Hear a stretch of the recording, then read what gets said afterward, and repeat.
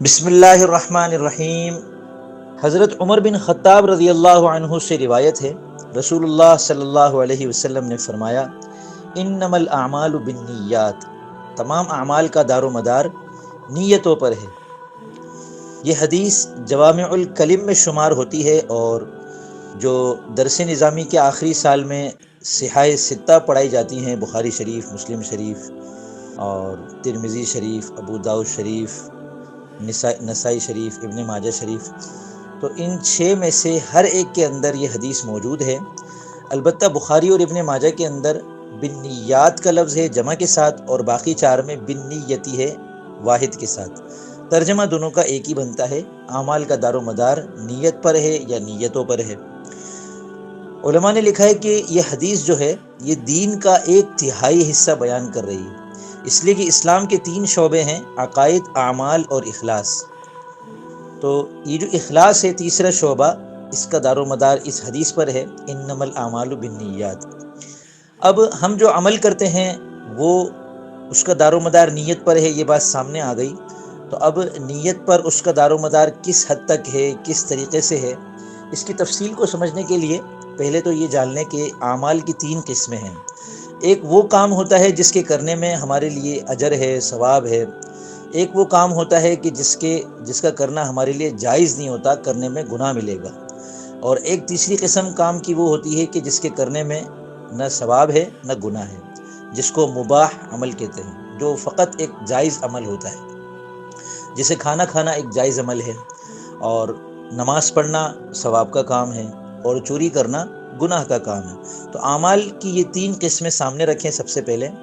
تو اس حدیث کے مطابق ہم سب سے پہلے ان کاموں کو دیکھ لیں کہ جن کے کرنے میں گناہ ملتا ہے، جو ناجائز ہیں۔ تو اگر ان کو ہم اچھی نیت سے بھی کریں گے تب بھی وہ ناجائز ہی رہیں گے۔ بعض لوگ اس حدیث کو بنیاد بنا کر اس غلط فہمی میں پڑ گئے کہ وہ کہتے ہیں کہ اگر گناہ کو ہم اچھی نیت سے کریں تو اللہ تعالیٰ تو نیتوں کو دیکھنے والا ہے، اور وہ دلیل کے طور پر وہ والی حدیث بھی سناتے ہیں کہ ان اللہ لا ينظر الى اجسادکم ولا الى صورکم، اللہ تعالیٰ تمہارے جسموں کو اور تمہاری شکلوں کو نہیں دیکھتے بلکہ تمہارے قلوب کو دیکھتے ہیں اور تمہارے اعمال کو دیکھتے ہیں۔ تو وہاں مراد شکل و صورت ہے کہ اگر کسی کی شکل اچھی ہے بری ہے، اللہ تعالیٰ یہ نہیں دیکھتے ہیں۔ اللہ تعالیٰ تو یہ دیکھتے ہیں کہ ہم کر کیا رہے ہیں۔ تو اگر کوئی ناجائز کام کیا جا رہا ہے تو وہ اچھی نیت سے کبھی بھی جائز نہیں ہو سکتا، بلکہ اس کی شدت بڑھ جاتی ہے جب آپ ایک ناجائز کام کو جائز سمجھ کے کرنے لگ جائیں، ثواب سمجھ کے کرنے لگ جائیں، تو یہ بہت زیادہ خطرے کی بات ہو جاتی ہے۔ اب جیسے کوئی یہ فرض کر لیں کہ کوئی یہ کہے کہ میں چوری اس لیے کرتا ہوں تاکہ اس سے جو مال حاصل ہوگا میں غریبوں کی مدد کروں گا، تو یہ ناجائز ہی رہے گا۔ غریبوں کی مدد کرنے میں اس کو ثواب ملا اور چوری کرنے پر اس کو گناہ ملا، تو گناہ کر کے نیکی کرنا کوئی فائدہ نہیں ہے، بلکہ الٹا وبال ہے اور خسارے والی بات ہے۔ اب کسی بچے کی پٹائی لگاتے ہوئے بڑے جو سرپرست حضرات ہیں یا اساتذہ ہیں وہ یہ سوچے کہ ہم اس نابالغ بچے کی پٹائی اس لیے لگا رہے، اس لیے کر رہے ہیں تاکہ اس کی تربیت کر سکیں۔ تو پہلے وہ یہ دیکھ لیں کہ نابالغ بچے کی پٹائی کرنا، اس کو مارنا، اس کو تکلیف دینا جائز ہے یا ناجائز ہے۔ اگر ناجائز ہے تو پھر اچھی نیت کرنے سے کوئی فائدہ نہیں۔ جھوٹ بولنا ناجائز ہے۔ اب ایک آدمی کہتا ہے کہ میں جھوٹ مصلحت کی خاطر بول رہا ہوں، اور میں جھوٹ فلانے نیک مقصد کے لیے کر رہا ہوں، صلح کرانے کے لیے جھوٹ بول رہا ہوں، میاں بیوی میں جو آپس میں انبن ہو گئی ہے اس کے لیے جھوٹ بول رہا ہوں۔ تو احادیث میں جو اس کی تائید آئی ہے کہ صلح کرانے والا جھوٹا نہیں ہوتا، میاں بیوی میں تفریق ختم کرنے والا جھوٹا نہیں ہوتا، ایسا جو مفہوم آیا ہے، اس سے مراد بھی صریح جھوٹ بولنے کا جواز نہیں ہے کہ صریح جھوٹ بولنا ایسے موقع پہ جائز ہو جائے، بلکہ فریقین کی جو بری باتیں ہیں ان کو چھپا کر ان کی اچھی باتیں ایک دوسرے کو بتانا، یہ مراد ہے وہاں پہ۔ تو ایک چیز تو یہ کلیئر ہو گئی کہ جو کام ناجائز ہے وہ اچھی نیت سے کبھی بھی جائز نہیں ہو سکتا۔ اب ایک وہ کام ہے جو مباح ہے، اس میں کوئی شریعت کی طرف سے رکاوٹ نہیں ہے، آپ کر لیں نہ کریں، نہ کرنا دونوں برابر ہے۔ تو اب اس میں اگر آپ اچھی نیت کر لیتے ہیں تو وہ مباح عمل اچھی نیت سے عبادت بن جاتا ہے، اور اگر اس کے اندر ریاکاری والی نیت آ جائے تو ریاکاری کا وبال آ جائے گا۔ تو اس کا تعلق پھر نیت کے ساتھ یوں بن جاتا ہے کہ اچھی نیت ہے تو عمل اچھا ہو جائے گا، خراب نیت ہے تو عمل خراب ہو جائے گا۔ اب کھانا کھانا ایک مباح عمل ہے، لیکن ایک آدمی کھانے سے پہلے یہ سوچ لے کہ میرے نبی صلی اللہ علیہ وسلم کی سنت ہے کھانا کھانا، تو اب کھانا کھانا اس کی اس اچھی نیت کی وجہ سے اس کے لیے جو ہے وہ عبادت بن جائے گا۔ کھانا اس لیے کھا رہا ہوں تاکہ میرے اندر تقویت آئے اور میں اللہ تعالیٰ کی عبادت کر سکوں، اللہ تعالیٰ کے احکام پورے کر سکوں، تو یہ اچھی نیت سے یہ والا کھانا کھانا اس کے لیے عبادت بن جائے گا۔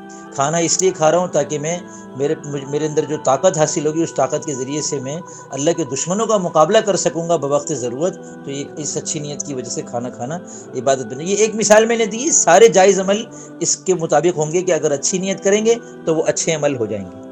اب آتے ہیں نیک اعمال کی طرف، وہ کام جن کے کرنے میں ثواب ہے، ان کا بڑا دلچسپ معاملہ ہے نیت کے ساتھ۔ اس میں ایک تو یہ صورت ہوتی ہے کہ آپ نے کوئی نیت ہی نہیں کی اور نیک عمل کر لیا، کوئی نیت نہیں کی۔ مثال کے طور پر ایک آدمی، وضو کرنا ایک نیک عمل ہے، نماز پڑھنا ایک نیک عمل ہے۔ ایک آدمی نے وضو کر لیا، وضو تو کر لیا، نیت نہیں کی وضو کرنے کی، بارش میں نہا رہا تھا اور اعضائے وضو دھل گئے بغیر نیت کے، پانی میں تالاب میں چھلانگ لگا لی اور تالاب میں جو ہے نا وہ پورا جسم گیلا ہو گیا اور وضو کرنے کی نیت نہیں ہے۔ یا ایک آدمی جو ہے نا بس نماز پڑھ رہا ہے، کوئی نیت نہیں ہے اس کی، بس ویسے ہی جو ہے نا وہ کھڑا ہوا ہے، پھر رکوع پہ جھک گیا، پھر سجدے میں چلا گیا۔ تو اس میں تفصیل یہ ہے کہ اگر آپ نے کوئی نیت نہیں کی تو اگر جو عمل آپ کر رہے ہیں وہ نیت پر موقوف ہے تو بغیر نیت کے وہ عمل نہیں ہوگا، اور اگر وہ نیت پر موقوف نہیں ہے تو نیت کے بغیر بھی وہ ہو جائے گا۔ اب وضو کے لیے اعضائے وضو کا گیلا ہونا ضروری ہے، اس کے لیے یہ عمل اعضائے وضو کا گیلا ہونا نیت پر موقوف نہیں ہے، تو بغیر نیت کے وضو ہو جائے گا احناف کے نزدیک۔ اس میں تھوڑا سا اختلافی صورت بھی ہے۔ اور اگر آپ کھڑے ہوئے ہیں پھر آپ رکوع میں چلے گئے، اگر آپ بغیر نیت کے یہ کر رہے ہیں تو اب پتہ نہیں چلے گا کہ آپ ورزش کر رہے ہیں یا نماز پڑھ رہے ہیں۔ لہذا بغیر کسی نیت کے اگر نماز پڑھ رہا ہے ایک آدمی، نماز جیسی حیت میں ہے، تو اس کی نماز نہیں ہوگی جب تک کہ وہ نیت نہ کر لے۔ ٹھیک ہے، اب نیک عمل ہم کر رہے ہیں اور اس میں ہم نے نیت بھی کر لی کہ بھئی میں یہ والا عمل کر رہا ہوں۔ اب آگے پھر دو صورتیں ہیں، اللہ کو راضی کرنے کی نیت کی ہے یا نہیں کی ہے۔ تو اگر اس اللہ کو راضی کرنے کے اعتبار سے اگر اس کی نیت خراب ہے تو وہ عمل خراب ہو جائے گا۔ یعنی نماز پڑھ رہا ہوں اس لیے کہ لوگ مجھے نمازی کہے، دل تو نماز پڑھنے کا نہیں چاہ رہا میرا، مگر میں نماز اس لیے پڑھ رہا ہوں کہ لوگ مجھے نمازی کہے۔ تو جیسے نبی علیہ السلام کے زمانے میں منافقین تھے، اپنے نفاق کو، اپنے کفر کو چھپانے کے لیے نماز پڑھتے تھے، تو اس ریاکاری کی وجہ سے ان کا یہ نیک عمل بھی گناہ کا عمل بن جاتا تھا۔ تو نیک عمل کر رہے ہیں اور نیت خراب ہے تو وہ خراب نیت کی وجہ سے وہ عمل خراب ہو جائے گا۔ لیکن اگر نیک عمل کر رہے ہیں، ہم نماز پڑھے، میں فجر کی نماز پڑھ رہا ہوں، میں ظہر کی نماز پڑھ رہا ہوں، میں روزہ رکھ رہا ہوں، فلانا رمضان المبارک کے روزے رکھ رہا ہوں، تراویح پڑھ رہا ہوں، قرآن شریف کی تلاوت کر رہا ہوں، ماں باپ کی خدمت کر رہا ہوں، اور اس میں اگر اللہ کو راضی کرنے کی نیت نہیں ہے تو یہاں یہ یاد رکھیں کہ اللہ کو راضی کرنے کی نیت نہ ہونے کے باوجود ہمیں اس کام پر ثواب ملے گا، اس لیے کہ نیک عمل ہوتا ہی اللہ کو راضی کرنے کے لیے ہے۔ نیک عمل کے اندر فساد آتا ہے خراب نیت کی وجہ سے۔ اگر خراب نیت نہیں ہے تو پھر نیک عمل ہی رہے گا۔ ہاں یہ اور بات ہے کہ اگر ہم نیک عمل کے دوران مسلسل اللہ کو راضی کرنے کی نیت کرتے رہے تو اس کو حضور قلب کہتے ہیں، اور اس میں اللہ تعالیٰ کا دھیان ہے، اور دھیان توجہ کے ساتھ جو عمل ہوتا ہے خشوع خضوع بڑھ جاتا ہے۔ تو خشوع اور خضوع سے پڑھی جانے والی نماز ظاہر سی بات ہے کہ بے دھیانی اور بے توجہی سے پڑھی جانے والی نماز سے بہتر ہوتی ہے۔ لیکن اگر بالفرض ایک آدمی بے توجہی سے نماز پڑھ بھی رہا ہے، خراب نیت نہیں ہے، تو اس کو نماز کا ثواب مل جائے گا۔ لیکن اگر وہ بہت زیادہ توجہ کے ساتھ اور بار بار اللہ تعالیٰ کو راضی کرنے کا سوچ رہا ہے کہ اللہ بس میں یہ عمل اس لیے کر رہا ہوں کہ تو راضی ہو جائے، یا اللہ تعالیٰ کو سوچ رہا ہے کہ اللہ میں تجھ سے باتیں کر رہا ہوں، میں تیرے آگے جھک رہا ہوں، میں تیری عبادت کر رہا ہوں، تو اللہ تعالیٰ کو سوچتے رہنا، تو یہ اس سے کیا ہوگا کہ اس عمل کی تقویت اور اس کی قوت بڑھتی چلی جائے گی۔ تو الحمدللہ آج ہمارے سامنے انما الاعمال بالنیات جو حدیث ہے، اس سے متعلق بہت سی تفصیلات ہمارے سامنے آ گئی۔